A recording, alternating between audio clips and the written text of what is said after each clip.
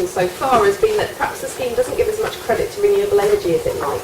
And so what government's done is said, well, no, we agree, this isn't our main renewable scheme. We've got things like the renewables obligation, we've got feed-in tariffs, and those are there to really promote and incentivise renewables. The carbon reduction commitment's really thinking about energy efficiency in the first instance, so that's one of the reasons for the name change. So in terms of just making sure we're all starting from the same place, we've all got the sort of same overview of what the carbon reduction commitment comprises. Here's a starter for 10. So it's a mandatory scheme. So if an organisation is covered in the CRC, there's no choice. It has to comply with the rules and it has to make the information disclosures that government requires. It's an emissions trading scheme, so that means that organisations are going to be required to measure and monitor their carbon emissions and then also buy carbon allowances from the government. And we'll go into a bit more detail on how all that works. The CRC covers organisations in both the public and the private sectors, so a whole range of organisations are going to be covered and treated in very similar ways. So whether it's in the private sector, large office-based organisations that perhaps cover banks, building societies, different kinds of retailer, organisations typically that won't be covered by the EU emissions trading scheme or have climate change agreements. It's the next tier down of energy users that the scheme is really aimed at. And it does also include the public sector too, so the NHS, education, local authorities. Lots of those different activities will also be included in the carbon reduction commitment. So it's quite a mixed bag of organisations that will be covered. Once the scheme begins in April 2010, organisations will be required to measure, monitor and report their energy use and their carbon emissions from that energy use. The emissions that the scheme focuses on are those stationary emissions. By that we mean not transport emissions. So transport emissions are excluded from the scheme.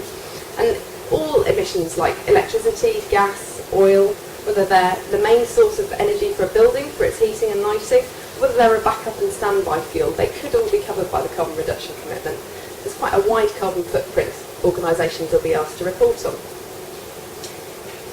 The rule for inclusion in the carbon reduction commitment, as I'm sure many of you are aware, is that an organisation needs to have at least one half-hourly metre settled on the half-hourly market, and they also need to have used at least 6,000 megawatt hours of electricity through half-hourly metres in 2008.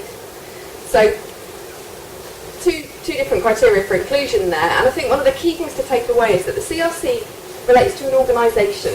So whereas some environmental schemes talk about particular sites, the difference with the carbon reduction commitment is that an organisation needs to stand back, think about all the sites it's responsible for in the UK, all the different subsidiaries that it operates in the UK, and then aggregate all of those together into a single organisation.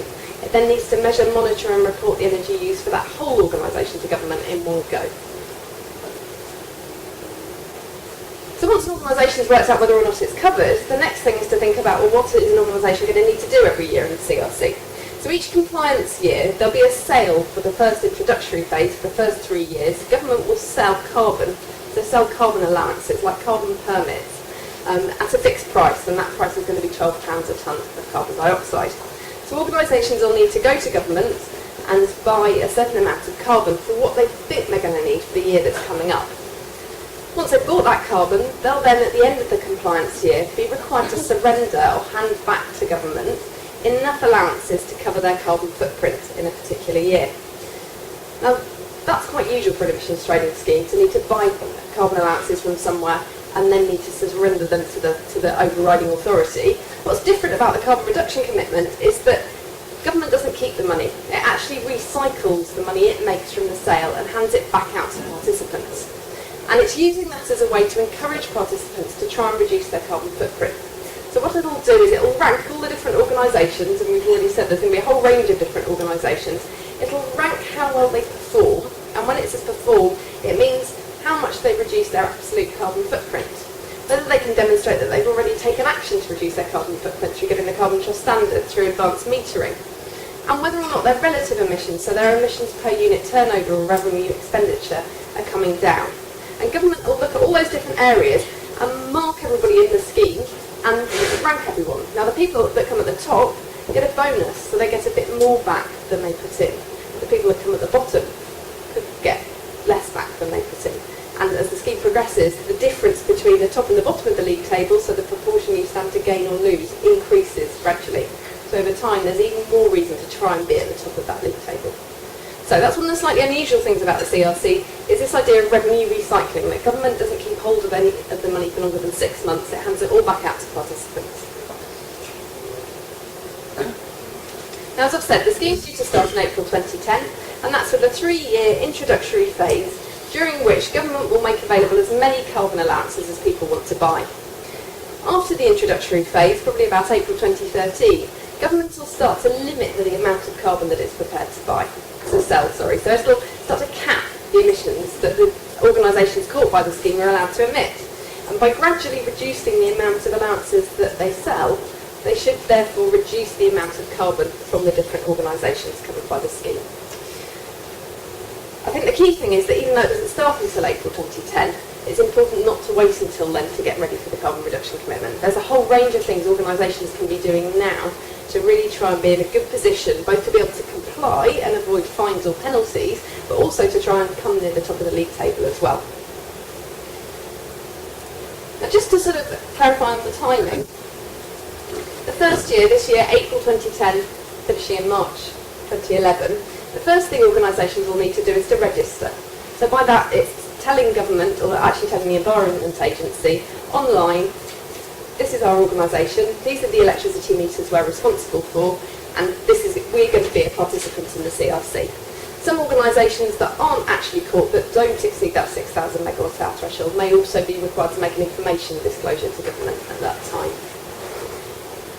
As well as registering, in that first year, organisations need to explain to government all the different energy uses that they're responsible for, whether they're covered by climate change agreements, whether they're covered by EU emissions trading scheme, and all the different energy uses that they want to include in the scheme. And that's a one-off report called a footprint report, which government's going to require organisations to submit once a phase. So for this introductory phase, that happens in April 2010, at the end of April 2011, sorry.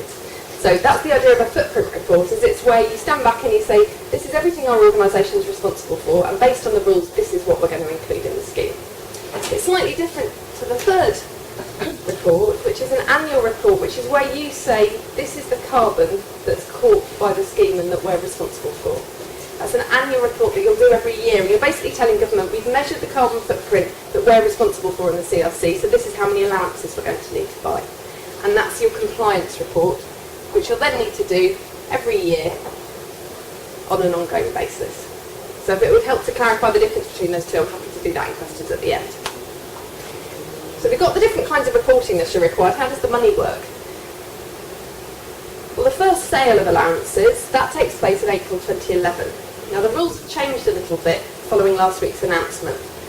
The way the scheme now works is that in April 2011, organisations will just be required to buy enough allowances for the year that's coming up. So they'll just be required to buy 1 year's worth of allowances.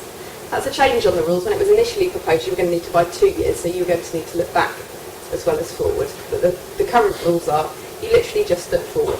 So the first year really is all about getting your data in order, being able to report an accurate carbon footprint to government so that you can make a really good projection of how much carbon you think you'll emit in the second year, and so how much carbon you need to buy. Once you've bought that carbon in April 2011, that revenue will then be recycled back to participants no more than 6 months later. So government needs some time to get all the data in, to work out how the league table works, and then to work out who gets how much back. And that should happen 6 months later.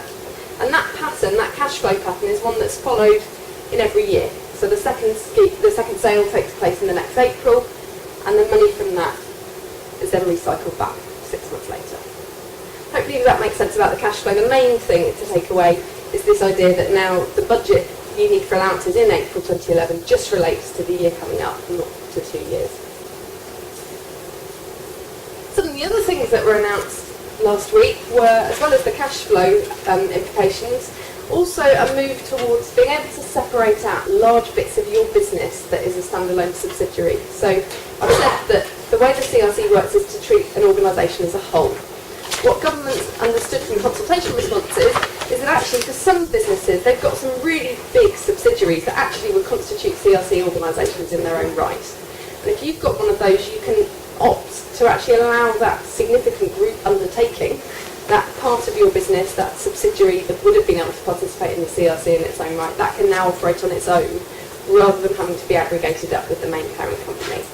And that's that's down to the fact that some people are finding it quite difficult to be able to get the sort of the internal communication in place to be able to operate as one single entity where those bits of the business are really quite big. Something else that's changed a bit is I mentioned that when government ranks who comes around the league table, one of the things they take into account is how much you've done in advance of the scheme starting, how much early action you've undertaken. And one of the proxies they're using for that is whether or not you've got the carbon trust standard. What government's now said is the carbon trust standard still counts, that's still a good way to get points. If you can also find another eligible scheme or another equivalent scheme to the carbon trust standard, that would also count.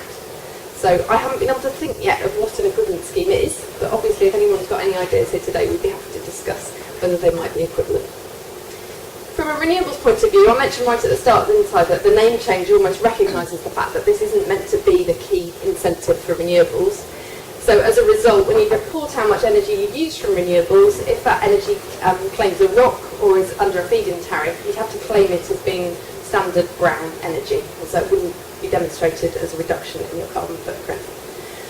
But what government has said is that they will now publish alongside the league table the amount of renewable energy that organisations use, so that you've got some way at least of enhancing your reputation by saying to organisations in the outside world, well, we use this much electricity, we do buy this much on a renewable tariff or from some kind of renewable generation. The public sector definitions have changed a bit, and now it'll be the Freedom of Information Act definitions that are used, and if anybody's got questions on those, we can try and answer them in the Q&A. I think the last thing we get asked about a lot is, well, when are we going to hear from government? When's the next mail-out coming? And many of you will have received to your different billing addresses qualification packs to each half-hourly meter. There's a couple of things to note, I think, there. One is that the Environment Agency asked organisations and said, if you know you're responsible for a whole range of different half-hourly meters, if you tell us which those are, we can then just send you a single information not information request, but also almost the correspondence can all just come to one central place. And the main thing to note on that is it's not too late. So if you didn't get around to doing that the first time, you know you've got a whole load of half-hourly meters and you're getting lots of different correspondence to lots of different sites. You can go to the Environment Agency and say, actually, we want that all to come to one place. And that can be quite a good way of saving time and reducing confusion within the organisation. The other thing is that guidance is expected later this month in terms of how the very start of the scheme will actually work. So in terms of registration, and also what the information disclosure will require. And the Environment Agency says at the moment they hope to get that out at the end of October. There is actually already some guidance on the Environment Agency website which relates to automatic meter reading, AMR, the early action metric as well. And so there's a bit of extra guidance that's also being published there. So those are some of the main things that have changed in the October announcement. It's not everything that's changed, and it's definitely worth having a look at the document if you get the chance. So we've talked a bit about how the CRC is expected to work, some of the main things that are happening. What are the immediate priorities for an organisation? The first thing I think is to work out whether or not the organisation is covered. And we know, for instance, Enviros' parent company, Carillion, is covered by the scheme. So the next stage, once you've worked out whether you're covered and which parts of the organisation you can exempt, perhaps you've got a climate change agreement, a CCA, that may mean you can exempt a subsidiary or the whole of your organisation. So you need to think about that. The next thing to do is to work out all the different energy sources the organisation is responsible for. Now, if you've been calculating your carbon footprint for a long time, that might be very straightforward. If actually you've been asked as a result of the CRC to group together a much wider part of your organisation than you would usually do, the challenge is often trying to find the data from those bits of the organisation that don't normally come under a carbon footprint and bring it all together. It's also worth thinking about the fact that there may be some sources in the past you've decided were immaterial to your footprint, and particularly where the data collection was quite hard, you haven't followed up. Under the CRC, accurate data is going to be really, really important, both so you know how much carbon to buy, but also so that you avoid fines and penalties. So it's worth thinking about those hard-to-get-at things. In Carillion's case, it's things like construction sites where there are temporary meters, standby fuels where there just may be a very small amount. There's plenty of things that it's quite hard to measure and monitor, but the CRC really pushes forward that need to do it. One of the things that electricity suppliers are going to be asked to do is that if you go to them and request that they give you a statement for your 2008 half-hourly electricity use to prove whether or not you're in the scheme, they should then provide you with that statement. So one thing to do is to go to your electricity suppliers and ask for that statement of 2008 electricity use. It'll be a really useful thing to have in your evidence pack because you're effectively saying this is what we've been told we consume, and that's really good evidence to give